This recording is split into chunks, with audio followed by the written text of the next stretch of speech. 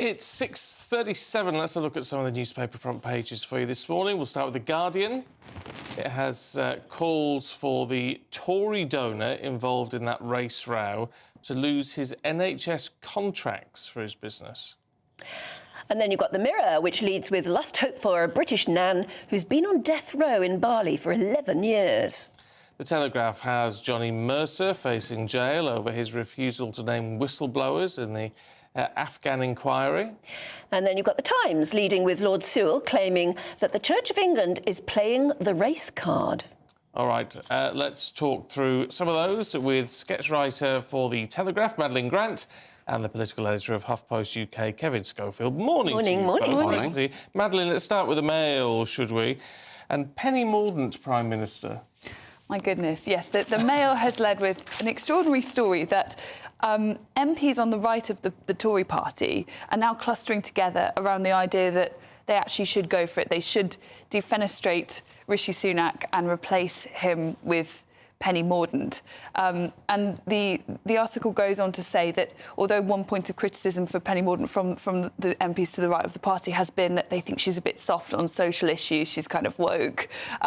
So they plan to basically take control of social policy issues. But they've looked at polling saying that she is by far the most popular of the possible candidates leading into the general election, and it is a testament to the sense of despair that is reigning in the Conservative Party at the moment. Would she want it at this stage? Well, I mean, that's the question, isn't it? You know, they're so far behind in the polls, which seem to be pretty set now. Yeah. I think regardless of who's leading the party in the next election, they're going to get hammered.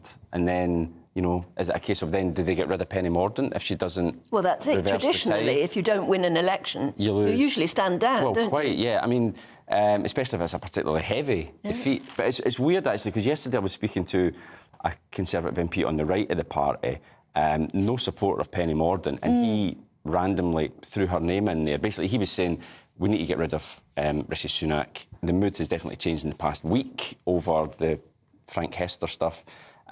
He said, basically, after the local elections, which are going to be horrific for the Tories, there'll be a move against them. And he says, even I could support Penny Mordaunt.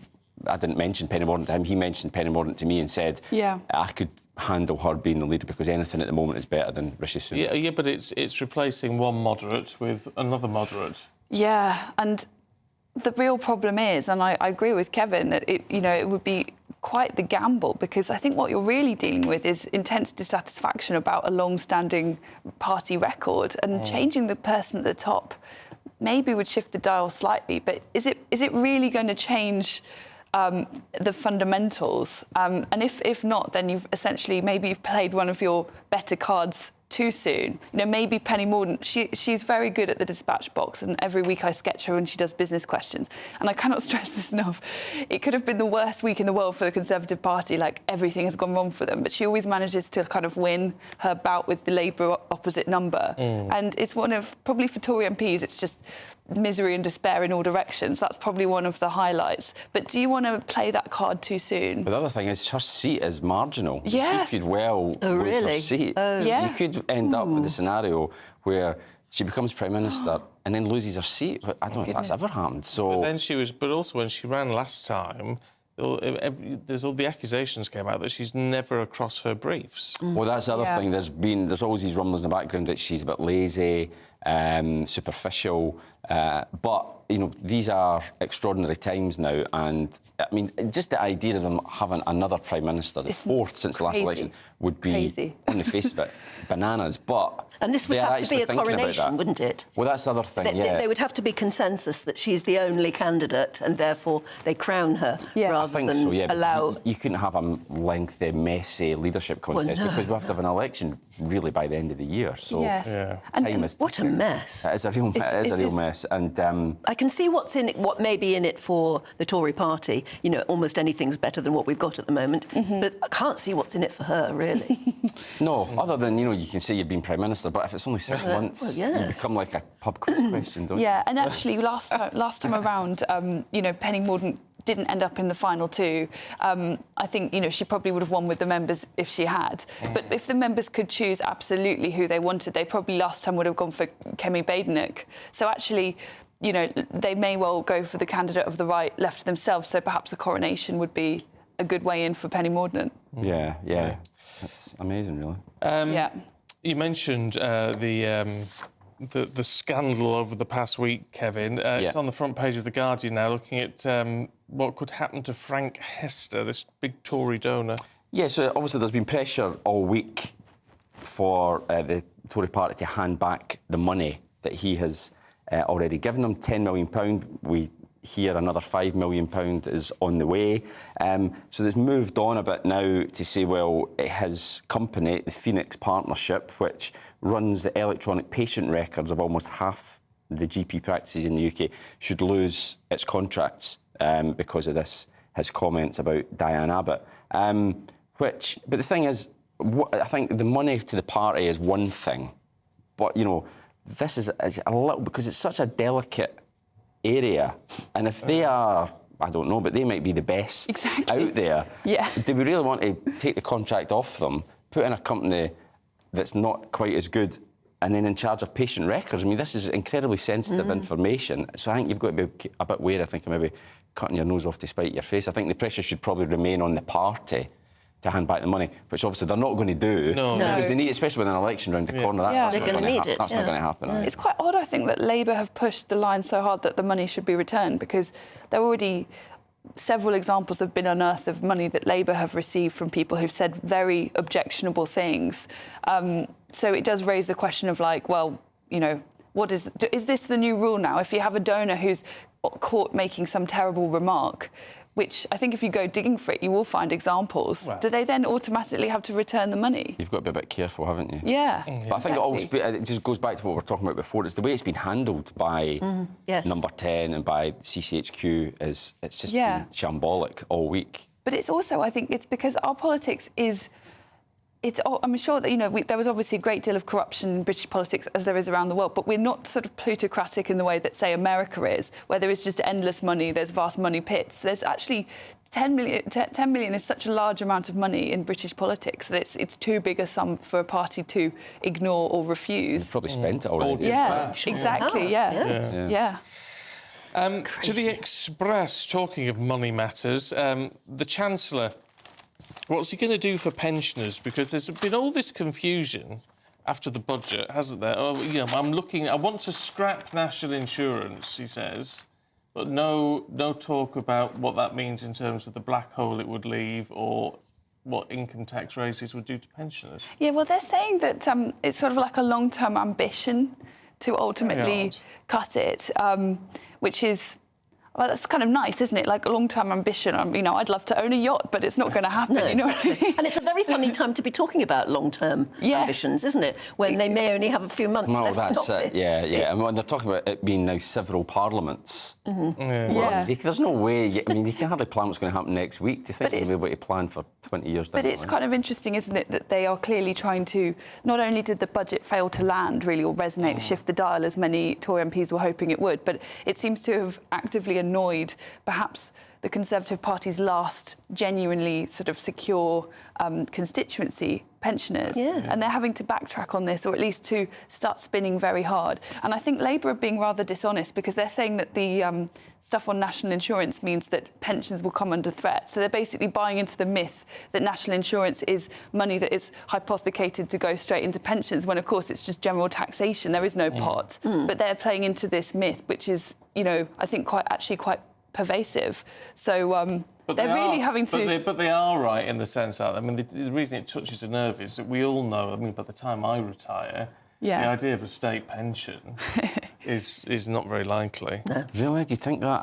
I try to pretend that those of us who are a little bit closer to pension age than others, I like to think it will still be there. Do you? I don't hold out a lot of hope. No. I just don't see how we can afford it. No, I know. And where's the money going to come from? Who's the party that's going to say, right, we're going to end the state pension? That politically, dearie me. Yeah. There's not a lot of votes there. Yeah, I don't think I'll have a state pension, but maybe, fingers crossed, proved wrong. Well, they'll just move the goalposts, which is what they did with my generation, is that I should have got it years and years ago. Yeah. And I was in that bunch, I can't remember the... Waspy women. Waspy women, exactly, yeah. They'll just keep moving the goalpost. You'll think it's there, and just as you reach out to grab it, it'll disappear. Around the corner. Yeah. You never quite get there. Yeah. You can get it when you're 95. Yes. But this, I mean, it's funny, this is just another thing from the budget, which, you know, they thought they were being quite clever by holding out this prospect of getting rid of national insurance, but it's sort of blown up in their faces, really. Yeah, and Labour are being dishonest, playing the line about you're right. the It's pot. not. It's It's just, it's a very common myth that needs to be corrected. There is no pot. Yeah. It's a lot of money, but the money would have to... It's a lot of money. Wasn't Jeremy Hunt daft to ignore pensioners in that last budget? Yeah. I mean... Yeah, you've got to dance with the one that brung you. Yeah. Oh. Yeah. An interesting phrase. I've never heard that before. Dance Oh, with the one that really? brung you. Yeah, absolutely. You know, you've got to first and foremost remember who your core constituency the is. ones that are still clinging on to voting Conservative, and you decide to annoy them. No. And they actually get out and vote as well, because it matters to that generation. Yeah, no, it's a silly thing. Crazy. Telegraph, Kevin, looking at anti-Putin protesters in Russia, because obviously the election, the three-day election, is underway. Yeah. They've been setting fire to and pouring ink into ballot boxes.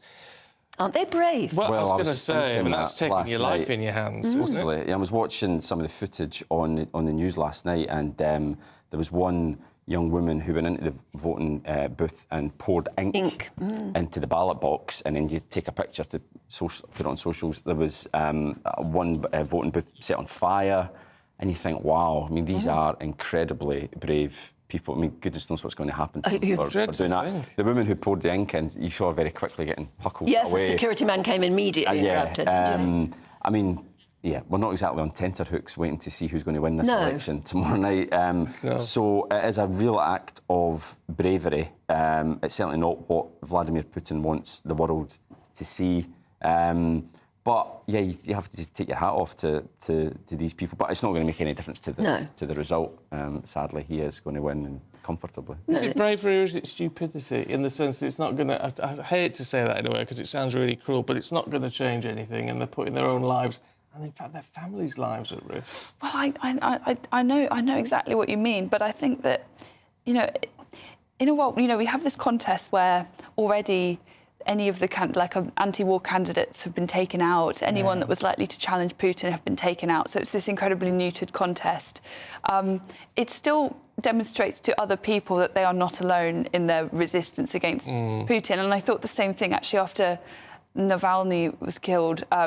You know, all those people who turned up... All those people going up and lighting candles and paying tributes. And I thought, wow, that takes courage It takes real... you know, stop the war and all that, And it must be that there is more, you know, just the fact that so many people in Russia now, for example, have lost a relative fighting. You know, that as always in Russian history, they treat their young men like cannon fodder. They always have.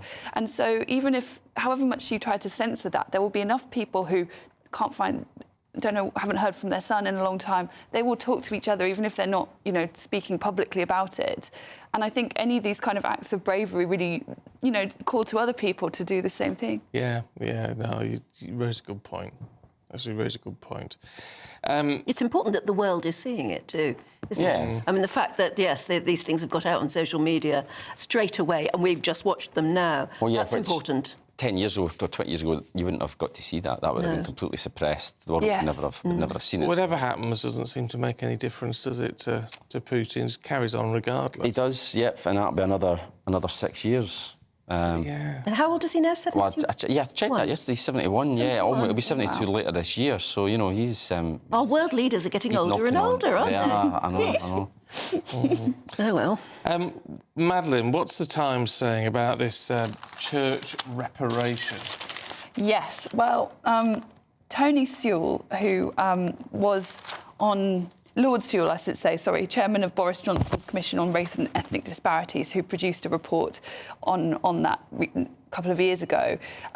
He has said that the church is playing the race card in setting up this, it's currently, I think, £100 million fund for dealing with their historic role in the slave trade from the, I think, 17th century, 18th century. He says that this is divisive and they should stick to religion and what they are supposed to do. And actually, I mean, I'm a churchgoer myself. I cannot stress how bad for morale this decision has been. And it's a bit of a red herring, I think, to focus on the woke element of the reparations. What really annoys people is actually the money element of it, because many churches have been starved of central funding. And my mother's church, they actually had to email congregants telling them that any money you give in the collection plate will not be paying for historic slavery stuff. Because, you know, it's when you are told by your local diocese that there's a leaking roof and the money has to come from you, which is exactly what churches are told, you have to fundraise that yourself, and then suddenly they find 100 million and there are calls to make it £1 billion just kind of down the back of the ecclesiastical sofa to pay for slavery reparations. I mean, it's been absolutely terrible from a kind of PR and morale perspective in the Church of England. Yeah. Plus, it raises that whole reparation issue again. I mean, I really struggle with reparation. I mean, people may watch and say, well, you know, you're not black or whatever. So, but it's... Why do we pay reparation for stuff that happened hundreds and hundreds of years ago? Do we claim stuff back from the Romans now and all that? I mean, Vikings? No, I mean, I think it's important to send a message of, you know, regret for what happened. Clearly, awful things happened. But we're getting back to what Madeline was saying. There's no point saying you're going to pay £1 billion if you don't have £1 billion to pay, and there's no prospect of that money. Yeah. It feels like a kind of PR. No, why not say 2 billion or 10 billion? Because that's just as realistic as 1 billion. This is like one report that says. Well, I think the part of the problem is that there's a bit of a slippery slope with this stuff. Once you've accepted the premise that you should pay some kind of reparations money, well, the possibilities could be practically infinite. So they started with 100 million, and then there was a report from the church commissioners saying, why not raise it to £1 billion? Yeah.